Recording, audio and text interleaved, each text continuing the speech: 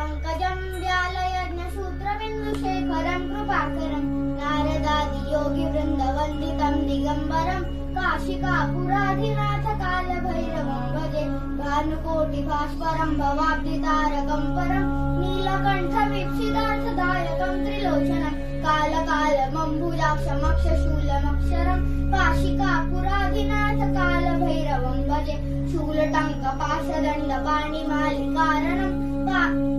श्यामकायमादिदेवमक्षरं निरामयं भीमविक्रमं प्रभुं विचित्रताण्डवप्रियं काशिकापुराधिनाथ कालभैरवं भजे मुक्तिमुक्तिदायकं प्रशस्तचारुविग्रहं भक्तवत्सलं सुतं समस्तलोकविग्रहं विलिक्वणन्मनोज्ञ हेमकिङ्किणीलसत्कटिं काशिकापुराधिनाथ कालभैरवं भजे धर्मसेतुपालकं धर्ममार्गनाशनं कर्मपाशमोचकं सुशर्मदायकं विभुं स्वर्णवर्णशेषपाशशोभिताङ्गमण्डलं काशिकापुराधिनाथ कालभैरवं भजे रत्नपादुकाप्रभाविरामपादयुग्मकं नित्यमद्वितीयमिष्टदैवतं निरञ्जनं मृत्युदर्पनाशनं करालदंशभोक्षणं काशिकापुराधिनाथ कालभैरवं भजे अट्टहासभिन्नपद्मलाण्डकोशसन्ततिं दृष्टिपातनष्टपापजालमुग्रशासनम्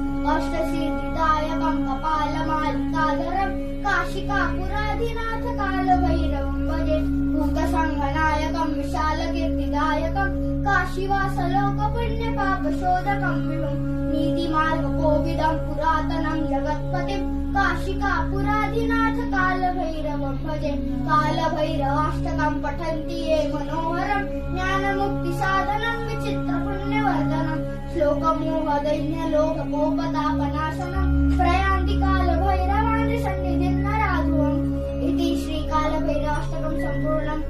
ॐ